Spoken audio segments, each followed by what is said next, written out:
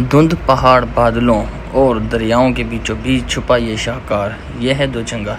تو آئیے سفر شروع کرتے ہیں۔ تھل بازار اور کالا چشمہ سے دوجنگا تک جانے کے لیے بہت سی جیپیں دستیاب ہیں جو آپ سے 8، 10، 12,000 روپے تک کرایہ مانگتی ہیں، لیکن سچ کہوں اگر آپ نے واقعی ہی قدرت کو قریب سے دیکھنا ہے اور اس سفر کو انجوائے کرنا ہے تو میری تجویز ہے کہ آپ کو یہ سفر پیدل ہائیکنگ طے کریں۔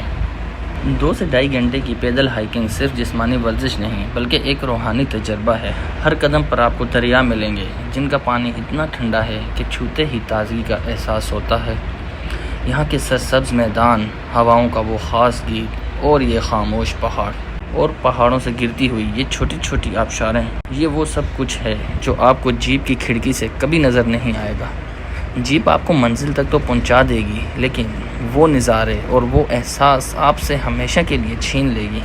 لوگ کہتے ہیں جیپ کرا لو سکون سے پہنچ جاؤ گے، لیکن سچ تو یہ ہے کہ پہاڑوں اور ان دریاؤں کا اصل مزہ تو تب ہی آتا ہے جب آپ اپنی ٹانگوں سے چل کر یہاں پہنچتے ہیں اور قدم قدم پر آپ ان کو انجوائے کرتے ہیں۔ دور سے گلیشیئرز کا یہ پگھلتا ہوا نیلا صاف و شفاف پانی اور یہ حسین چراگاہیں اور یہ حسین جانور، یقین کریں کہ آپ کا سفر اتنا انجوائیبل گزرتا ہے کہ آپ بالکل تھکاوٹ محسوس ہی نہیں ہوتی۔ راستے میں ملنے والی یہ چھوٹی چھوٹی آبشاریں اس ہائیکنگ کی اصل خوبصورتی ہیں۔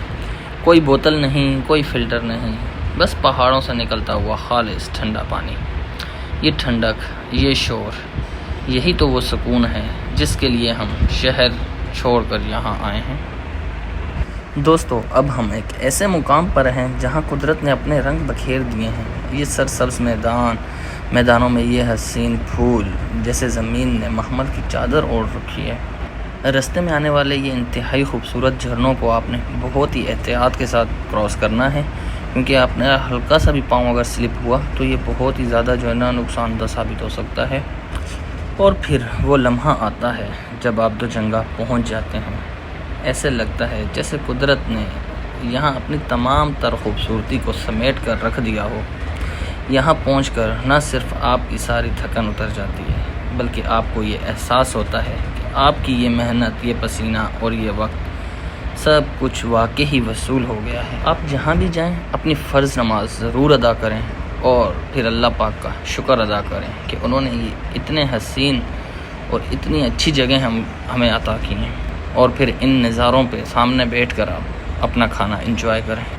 کھانے کے بعد اب ہم دوجنگا کے مزید آگے کی جو کچھ اچھے پوائنٹس ہیں ان کو ایکسپلور کرنے کے لیے چل پڑے ہیں، جہاں بہت ہی کم لوگ جاتے ہیں۔ تو آئیے میں آپ کو وہاں تک لے کے چلتا ہوں۔